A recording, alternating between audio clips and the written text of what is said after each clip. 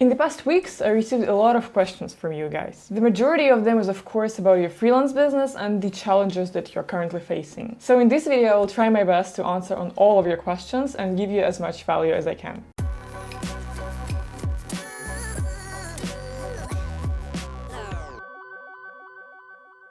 Hello guys, as always, Polina Give here. I hope you haven't skipped my intro actually. Thanks to everyone who watches it every time, much appreciated. I think that the majority of the questions that I'm answering on today will be relevant to all of you, so make sure to watch the whole video. You guys raised really interesting and important topics, so thank you very much for it. Alright, I'll have a sip, and we're gonna start with the first question.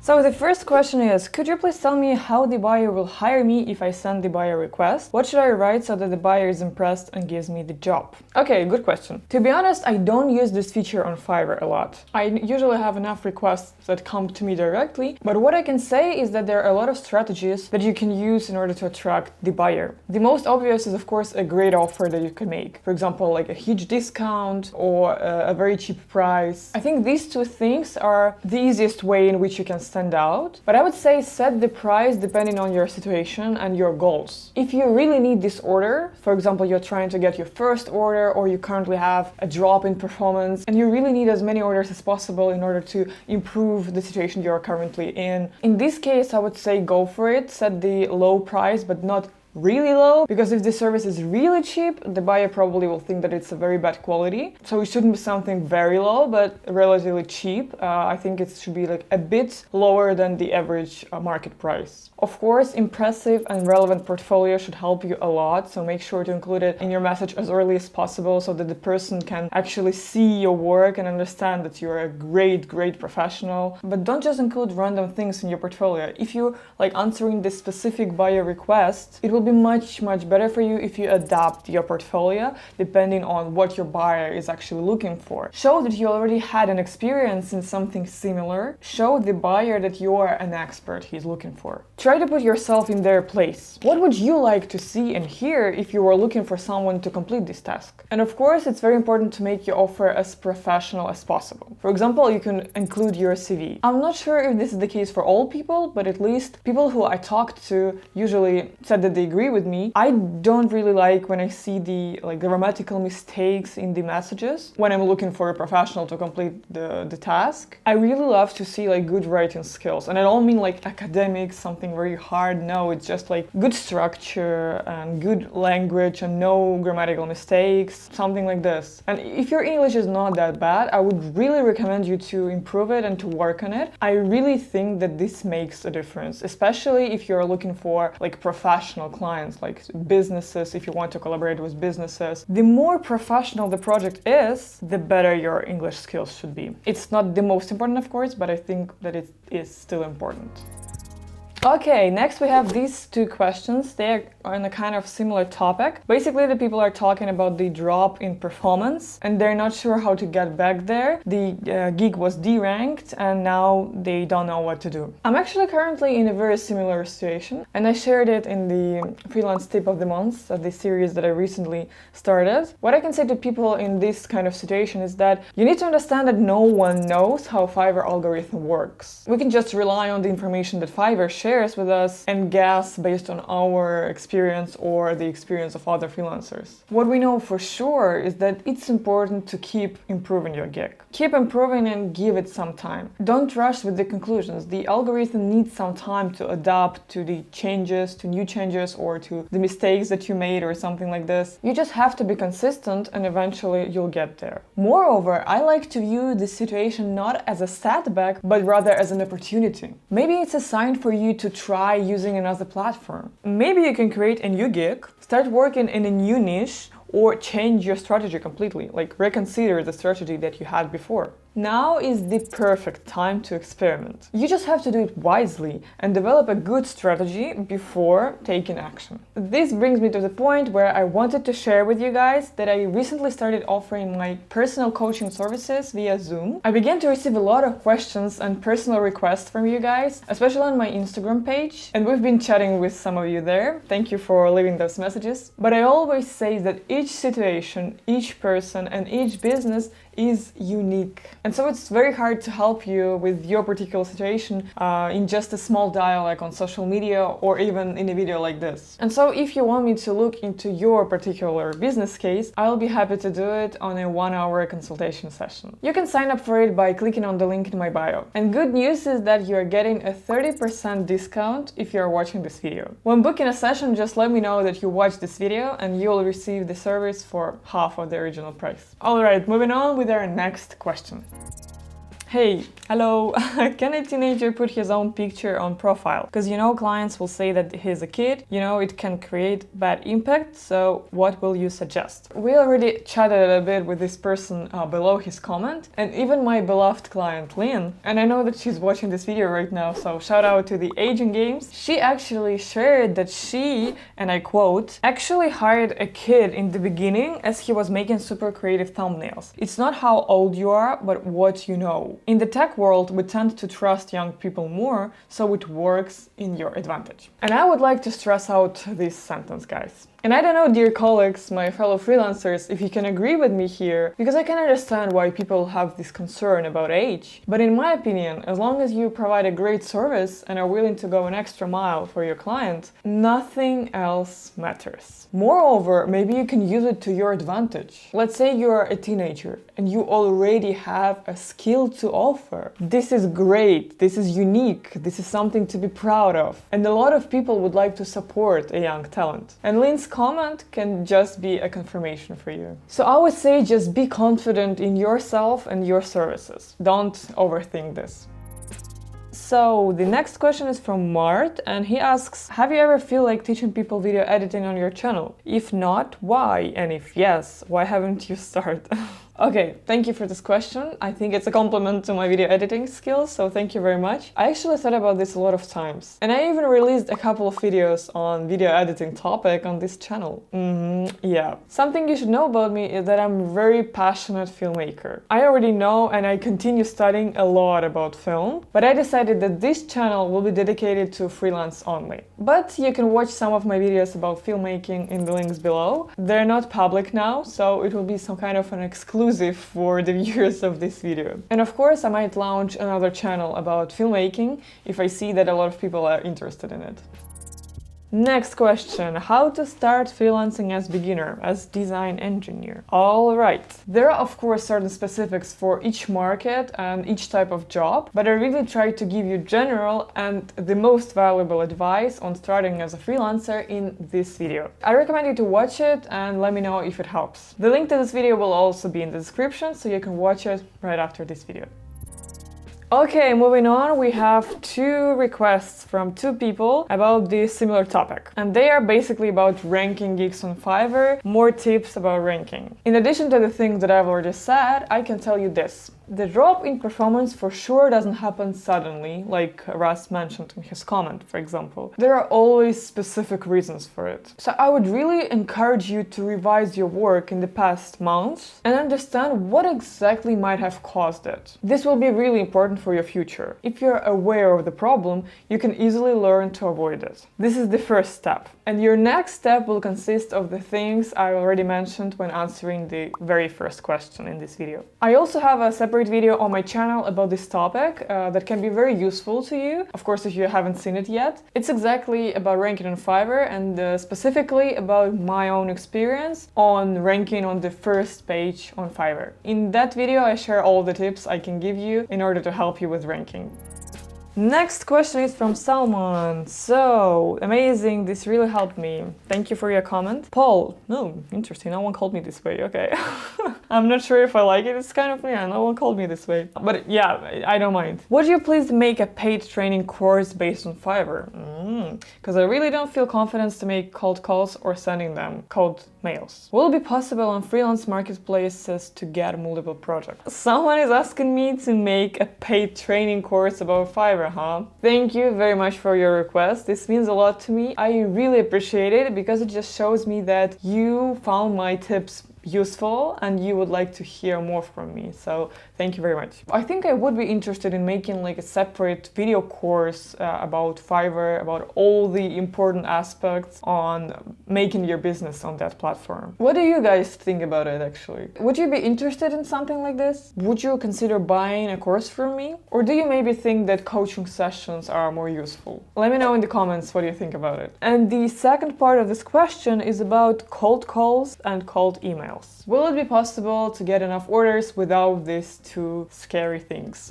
Pretty interesting question. I actually hate these cold calls and cold emails, these messages when you approach and sell yourself. In my opinion, I never was really good in this, and I most certainly didn't enjoy doing it. And this was probably my number one reason why I chose Fiverr as my main freelance platform. I really love the fact that you just need to tell about your service, and then it's up to buyers whether they would like to contact you or order it right away. This way you only have conversation with people who are already interested in your services. And I really like it this way, and it worked super great for me. So yes, for sure you can be successful on freelance without making cold calls and cold emails. Remember what I always tell you? There is no good or right strategy on freelance. Each business is, yes, you guessed it right, unique. Each business is unique. And as long as you develop a good plan, anything is possible. Alright, this is the first question that is not about freelance and it's really interesting, so thank you very much for leaving it. Anna asks, what would you do for the living if one day the internet would shut down for unknown period of time? Life without internet. It's pretty hard to imagine it. The first thing that comes to my mind is of course filmmaking, because filmmaking was still there when the internet wasn't around. I'll probably start working in a big movie production company or something like this. But if we're talking about something completely new, I think the next thing that comes to my mind is my love to animals. So if I end up in such an unusual situation as Anna mentioned, I would definitely start doing something associated with animals. However, I'm also pretty sure that even having the internet around, someday I will start working on something like this. If it is for a living, it will probably be like a job in a zoo, or I don't know, something associated with animals. But if it's not for a living, I would love to open like an animal shelter or an animal reserve. I would really like to help and save animals. This is actually my dream, so I hope this answers your question. Alright, I have two questions about video editing program. It will be super quick. Thank you, Meta, for appreciating the way I edit videos. Thank you very much. So I work in Adobe Premiere and Adobe After Effects. The first one I use for almost everything, and the last one I usually use for animation or for more complex graphics. The next question is actually from someone who works in my team, Ion. He actually makes these beautiful subtitles for you guys, and he recently asked me this. You are a student, you are a professional model, you are quite busy on Fiverr, and now you are on YouTube also. So how do you manage all these things? To be honest, I never thought about it in this way. I am a perfectionist and a very demanding person when it comes to work, which means that I'm very critical and demanding of myself all the time. I never actually think that I'm doing enough. I hate the days when I'm the least productive. But this is not to say that I'm hurting myself with it. Sometimes I do, yes, and especially in the past I did a lot. But now I'm working on it and I'm improving, because it's also not normal. But all in all, I really love all the things related to my work that I do on a daily basis. And I think that this might be a number one reason why I manage to do many things at the same time. My work and my studies are my real passion. Sometimes I even forget that I'm working or studying. I just cannot live a day without doing what I love, you know? And I think this is the only secret, if you can call it this way. And also, of course, I just always had this personality that I love to challenge myself. I love trying something new, and I really enjoy competing with the person I was yesterday. This is just a part of me and my personality, I guess. So next question is about an SEO title. The person asks if it harms the gig if you update an SEO title. Okay, you need to understand that no one except for developers of Fiverr's algorithm can answer this question with certainty. Freelancers can only guess based on their personal experience, the information that Fiverr gives us, and the research that we make. I myself think that you need to change things in your gig if you think that this will improve your performance. You need to grow and develop because there always will be more and more competitors coming, and you really need to change and grow your business. Just 3 very important words: carefully, slowly, and progressively. Change something only when you made a research about it. If you change something, don't jump to conclusions immediately. Give the algorithm some time to adapt. And lastly, don't change everything at once. This way you won't be able to understand what actually worked great for you and what worsened your performance. All in all, just keep in mind these 3 things and don't rush with it.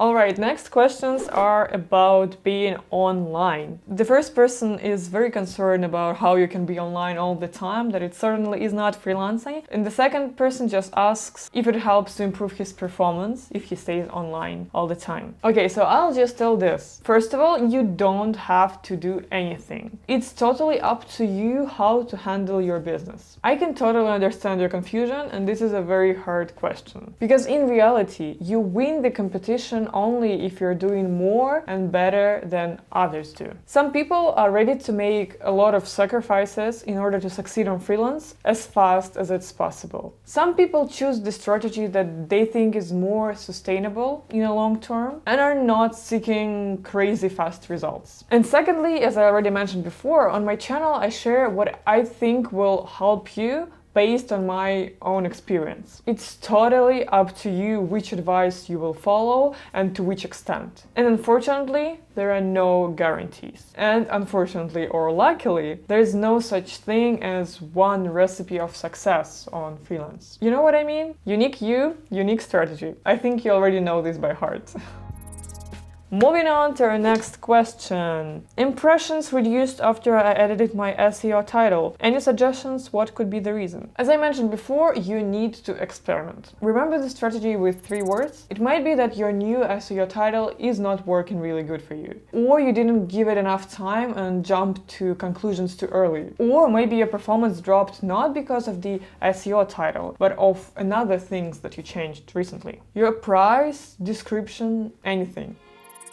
Next question. Polina, please tell me how to post more than 1 video in a gig. Thank you for your question. This is actually something that I find very frustrating because you cannot add more than 1 video to your gig on Fiverr. It hurts especially when your portfolio consists of videos, like in my case, and you want to show them to your potential clients. But yeah, the reality is that you can only add 1 video, and then what you can do, next time you complete the order, you can include the video file in your delivery and ask your client to leave a review. After this, the video will appear in your so-called live gig portfolio. And of course, you can also share a link to a YouTube playlist, your Vimeo account, where people can see your portfolio. And I mean that you can share it in the description of the gig. I hope this answers your question. Next question. How to create attractive gig images and top 5 best niches in video and animation. Okay, graphic design is not my field of expertise, though I regularly do some designs. I think I'm quite good in this, but definitely cannot call myself an expert. These are the gig images that I currently have. I created them a long time ago and I'll be changing them pretty soon because my brand colors and the overall style changed. And these are the thumbnails of my gigs, if you haven't seen them yet. If you want, I can make a separate video about gig images or thumbnails. I can tell you why I decided to include the information you can see on them and how and what I'll change this time. Let me know in the comments if you're interested. And regarding the top 5 niches in video and animation, this is really hard to tell you because it really depends on you and your goals. How much time do you want to dedicate to working on freelance? What are your skills? What are the best examples from your portfolio? I think each person has his own individual top. Yes, there can be a top of the highest paid niches in video field, for example. But it's hard to say what will be the top 5 niches for you. I need to have much more information in order to help you with this. In general, I can just say that you need to niche down as much as you can, especially when you're just starting. Ideally, you need to pick a niche with an average demand and a pretty low level of competition. At least this is how I approached it, and this is what really helped me. Okay, moving on with the next question. The person asks this. I have watched all your videos, but still for about 3 or more weeks, I don't get any clicks on my gigs. I get about 1 to 3 views per day on the gigs, but still 0 clicks. How can we locate what's the reason for that? Thank you very much for this question. I also kind of touched this today, so I really hope my previous advice helped you. But given some comments to your specific case, I would really recommend you to look into your gigs thumbnail. Study it closely. Study it as if you were a person who was looking for the service that you're offering. Ask other people to give you an honest opinion about the text on your thumbnail, about the design, anything. You might be not getting clicks because your thumbnail is not attractive or professional. It might be not standing out in search, you know? I talked a lot about this in this video actually. So if you haven't seen it, I really recommend you to do it after watching this video. The link will be available in the description. In spite of advices on thumbnails, there are other general tips on getting your first orders on Fiverr. So I think it might be helpful. But again, I can only guess the reasons here because I don't have enough information from you. I would really recommend you to consider booking a 1-hour consultation call with me if you want me to give you more valuable advice and look into your specific business case. You can find all the links that I mentioned here today in the description. Don't forget to like this video if you enjoyed watching this, subscribe if you're a newcomer, and hit the bell if you don't want to miss any future content from me. And of course, please leave a comment. Let me know if you found my answers helpful and if you want me to continue making these Q&A videos for you guys. Alright, good luck with your all freelance businesses. Take action right away, take action right after watching this video, and I'll talk to you soon. Пока-пока!